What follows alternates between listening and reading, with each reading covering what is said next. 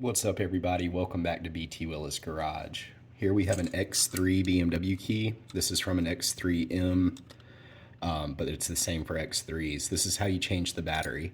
You're going to need CR2032 Panasonic batteries. We'll put a link to Amazon. You're going to push this button and remove your access key. Simply lift on the back to pop off the key backing. Slide it out.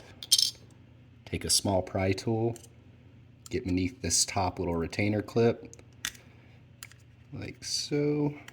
You should be able to pop out the old battery. This is a new one, so I'm not going to replace it, but cut out your new battery, stick it in, get the bottom of the cover properly seated, push, and insert your new key. That's a YouTube short, under 60 seconds. Enjoy.